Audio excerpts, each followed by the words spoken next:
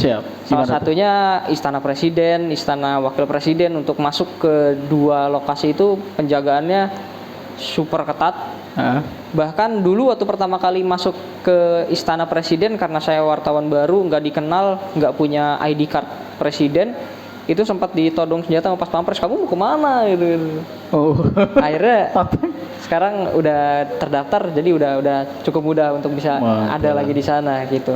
Dan Baik. yang keempat, mungkin ini yang terakhir, adalah kita bisa berpergian ke luar kota tanpa harus bayar. Jangan kan luar kota, luar negeri kadang-kadang Dibayarin ya? dibayarin kantor. Terakhir tuh alhamdulillah dapat kesempatan untuk umroh, itu dibayarin sama kantor. Dan bulan ini pun bukan saya sebenarnya kebagian, tapi salah satu rekan saya, rekan satu angkatan yang 16 orang tadi, itu berkesempatan untuk menjalani ibadah puasa full selama 1 bulan full di Arab Saudi. Jadi di Mekah. Karena di minta Madinah, laporan ini Iya betul Ramadan sekali. di Arab Saudi. Betul. Masya Allah ya, wah enak kayak gitu. Jadi jurnalis ada buat kayak Jadi umroh lancar, dapat hotel, dapat makanan lengkap, gaji juga jalan. gaji jalan. Jadi Masya Allah. umroh ke sana, kita yang dibayar untuk umroh. Dan itu luar biasa, Mas. Enak.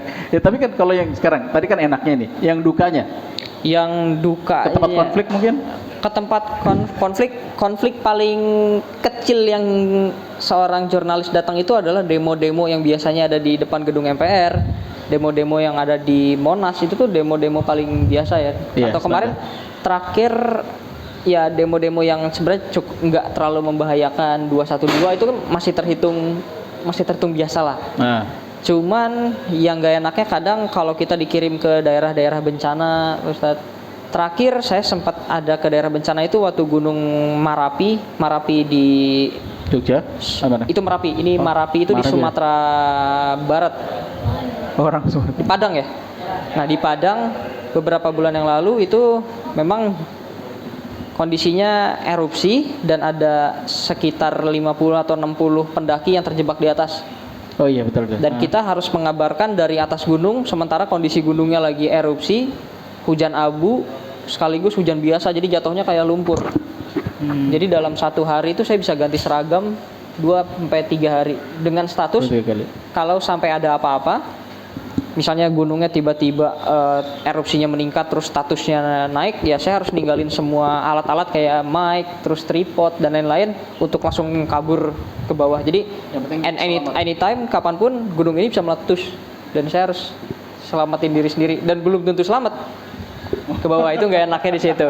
Yang kedua nggak enaknya karena kan kita bersentuhan langsung dengan korban-korban. Kadang kan ada yang mohon maaf bentuknya sudah tidak bagus lagi gitu kan. Dan itu kita melihat langsung itu lumayan kayak yang harusnya makan malam jadi nggak jadi gitu, nggak nafsu udah kayak, karena betul-betul ngelihat kayak aduh kasihan juga gitu. Kalau kejahatan gitu dan sebagainya. Iya betul. Terus ya Miki gantian biar suaranya oh gitu. Ini kurang kencang. Iya. Siap. biar rekamannya bagus. Kita gantian. Cek. Dipakai aja dua. Oke. Harus gini. Cek. Nah, Cek. Nah, selanjutnya nggak enaknya lagi adalah kita harus terus mengupdate informasi. Misalnya sekarang tadi live report sama Pak Ustadz Ali mengenai pondok pesantren yang ini merupakan isu agama. Sedangkan kalau besok misalnya tiba-tiba ada berita siapa ditangkap oleh KPK karena korupsi, nah detik itu juga harus belajar mengenai hukum. Terus besoknya lagi misalnya tiba-tiba wah rupiah turun nih nilainya jadi misalnya $1 20.000. Nah, harus jadi si paling ngerti ekonomi gitu. Jadi setiap hari tuh kita jadi si paling ngerti gitu. Setiap hari belajar gitu. Kadang nggak enaknya di situ kalau misalnya lagi capek terus tiba-tiba misalnya jangankan di beda hari, kadang beres dari pondok pesantren ini tiba-tiba tuduhan ke Pengadilan Negeri Jakarta Selatan ya, ada pengadilan tersangka apa gitu kan dari agama, tiba-tiba langsung belajar hukum. Tapi ya yang bikin asik itu, jadi kalau ditanya sama orang kita kayak tahu segala hal gitu. Dan ilmunya harus up to date terus. ilmunya harus up to date, dan salah satu ilmu yang paling berat di jurnalistik itu kalau kita udah ngobrolin soal agama. Oke. Dan sensitif sekali. Makanya hanya beberapa orang biasanya dari sekian jurnalis itu yang dikirim untuk isu-isu agama. Itu biasanya orang-orang yang jarang sekali salah ngomong, karena kalau salah ngomong takutnya meleset sedikit Viral artinya lagi. beda gitu kan. Apalagi di medsos-medsos sekarang, di TikTok atau di mana videonya dipotong-potong, taunya Iya betul maksudnya Mas. nggak masuk. Saya baru merasakan pertama kemarin dipotong video saya. Dipotong kan? Iya. Udah merasa. Iya, merasakan. Aduh, saya lagi langsung ilfil tuh denger ini. Baik, terima kasih Mas. Tadi sebenarnya kan ngobrol-ngobrol juga. Ternyata di dalam tadi masuk ke dalam area yang prime banget ya, Presiden sama Wapres gitu kan. Alhamdulillah katanya tadi disampaikan setiap media itu punya perwakilan, dan beliau salah satu perwakilan yang punya kartu khusus untuk Vice Presiden, Wakil Presiden. Jadi Vice Presiden kemana biasanya ya hanya 3 orang ini saja yang bisa ngikutin. Kalau yang nggak punya itu nggak bisa. Ya doain aja Pak Presiden Wapres misalkan haji, kan beliau bisa ikutan, mungkin bisa jadi kan? Amin. Saya juga Gitu ya. pengen itu sebenarnya. Amin. Dan juga tadi cerita pernah jadi santri katanya di Gontor Saya tadi itu. sempat nyobain sebetulnya. Saya jadi SMA aja, SMA biasa sebenarnya. Saya dari awal SD, SMP, SMA sampai kuliah sebenarnya nggak ada yang di pesantren. Cuman waktu itu ada satu program dari pesantren di sana, di mana waktu lagi libur antar semester nih, kan anak SMA biasanya kalau lagi libur antar semester tuh, aduh gabut nih mau ngapain, masa futsal doang kan bosan. Akhirnya ada yang ngajak nih, jadi santri aja lah, nyobain katanya seminggu nih. Di mana itu? Di Gontor waktu itu. Gontor Pusat. Aduh nggak tahu tuh bedanya apa tuh. Oh, Gontor 1 Jawa Timur. Iya deh kalau nggak salah Jawa Timur. Iya, baik, Gontor Pusat. Jawa Timur. Ke Jawa Timur akhirnya seminggu, yang niatnya seminggu akhirnya cuman kuat 2 malam. Habis dibangunin jam 3 subuh kan, untuk yang nggak biasa kayaknya agak berat gitu Pak Ustaz. Perlu dibiasakan. Dimas udah terbiasa kan Mas ya? Oh udah biasa bangun jam 3. Allah. Masya Allah. Bangun tidur, maksudnya tidur lagi, biasa tidur lagi. Iya. Cuma kan yang bikin susah mungkin jam tidur kali ya kan. Misalnya kalau santri-santri biasanya tidurnya jam berapa sih? 10. Oh jam 10 malam juga. Nah waktu itu tuh karena kita kebiasaannya begadang gitu kan, tahu libur, begadang, akhirnya baru tidur jam 1, dibangunin jam 3 kan masih kayak pusing-pusing. Kelingan kan? Kelingan. Dan itu berlangsung 2 hari, akhirnya begitu 2 hari pulanglah kita. Alhamdulillah, di sini nggak pulangnya? Alhamdulillah. Tapi yang penting sama lah pendidikan di mana aja sebenarnya. Iya, bisa belajar dimanapun. Dan gitu. cita-cita juga terbuka lebar Pak Ustadz, karena di TV One juga ada yang lulusan pesantren. Oke. Maju lah bismillah ya. Masih banyak tempat. Kali aja ntar jadi itu ya, wartawan presiden gitu kan. Alhamdulillah kemana-mana ngikut, umroh ikut, Haji ikut. Iya. Ke area perang juga ikut. Itu pasti ada plus minusnya kan. Oh, ya. Ini salah satu keunikannya anak pesantren. Jadi di TV One ada namanya anak pesantren, namanya Subhan.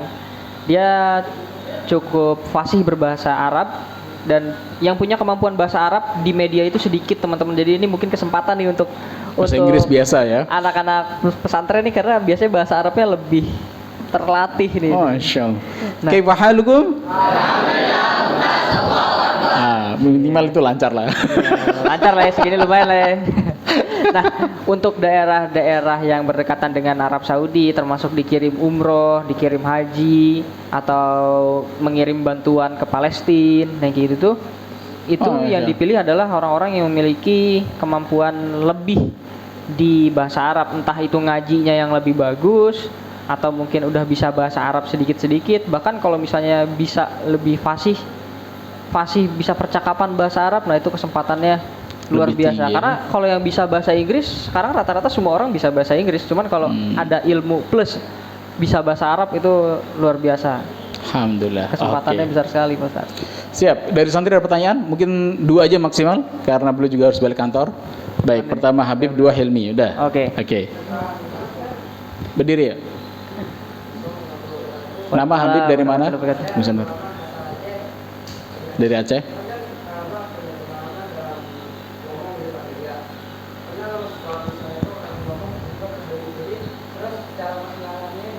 Oke.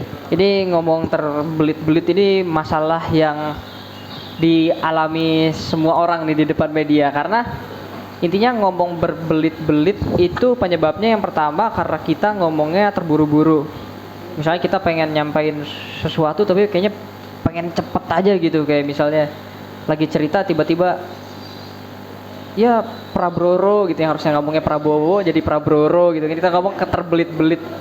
Itu ya karena pengen cepat. Lagi viral ya.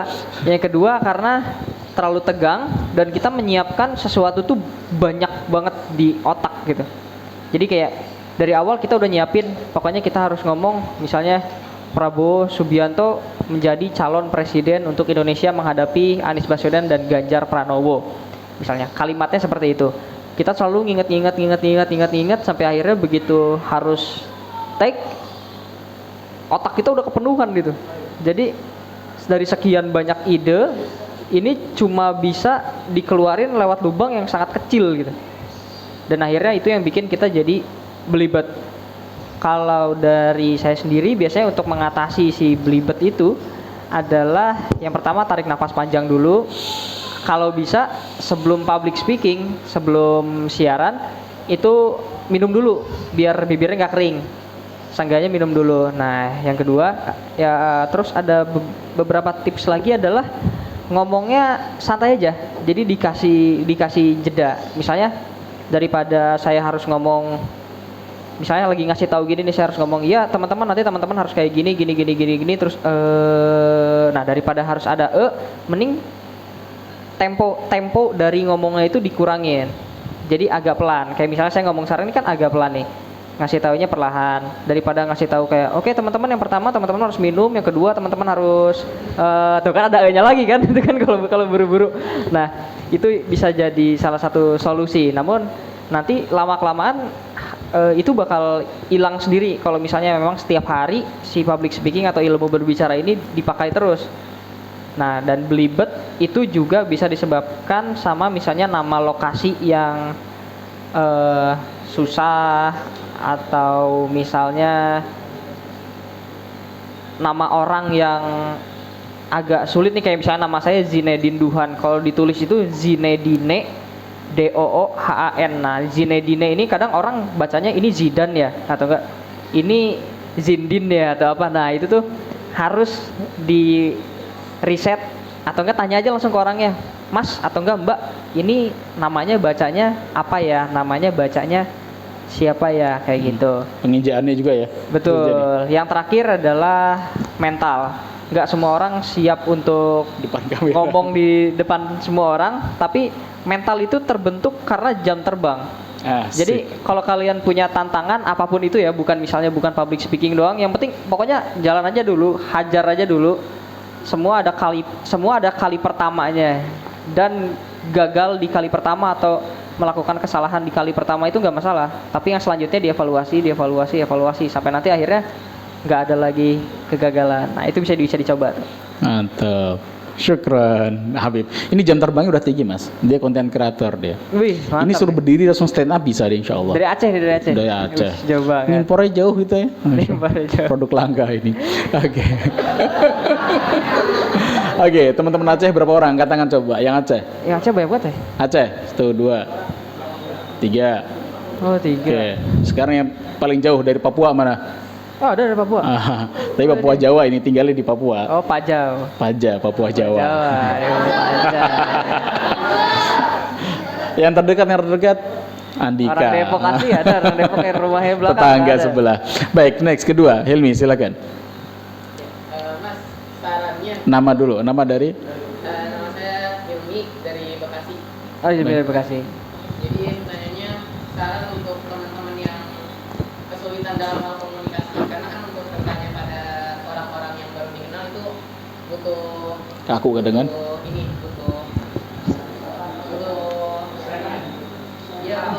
butuh Pendekatan. Oke. Ini lebih ke komunikasi personal kali ya kalau ini ya. Jadi misalnya baru kenal sama orang nih, kalau saya sih biasanya ngajak ngobrol dulu, dilihat dari tempatnya. Biasanya kan kalau teman-teman sekarang masih pelajar nih, ketemu sama orang baru, biasanya yang ditanyain namanya siapa, sekolah di mana gitu kan.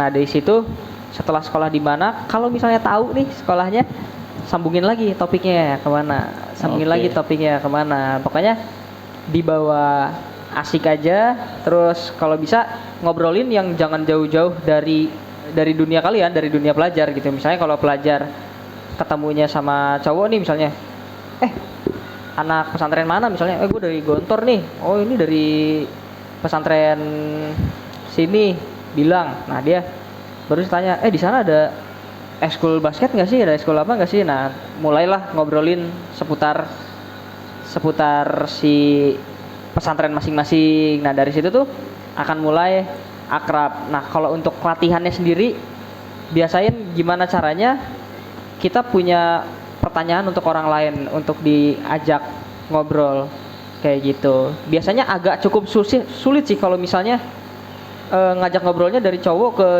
cowok lagi gitu misalnya, apalagi kalau cuma berdua gitu kan, wah itu agak sulit sih. Mereka terbiasa untuk itu di sini. Kalau Cowok sama mereka cowok. terbiasa, cowok Kalau sama sama cowok. cewek mereka yang ngerunduk, Mas. Oh sama cewek mereka dulu. Gemeteran biasanya. Gemeteran. Biasanya kalau cowok tuh ngobrol bertiga gitu kan, beberapa ngobrol rame-rame. Tapi kalau untuk berkomunikasi itu tipsnya yang pertama kita percaya diri dulu. Karena dari gesturnya tuh kelihatan kayak misalnya gimana ya? Gini deh, aku berdiri deh. Kayak misalnya kalau kita ngobrol percaya diri kayak gini kan, orang yang diajak ngobrol kayak misalnya tadi datang Pak Ustadz kita mau live gini beda sama orang yang datang Ustadz. Bahkan kita ngobrol udah malu-malu. Nah, lawan bicara kita pun nanti jadinya kalau kita malu-malu, lawan bicaranya pun akan malu-malu juga. Nah, dan kalau dua-duanya udah sama-sama malu-malu, ini jadi stuck dan kaku gitu. Misalnya ngejawab pertanyaan, sekolahnya di mana? Di pesantren. Udah gitu doang, gak dijawab lagi tuh selanjutnya tuh.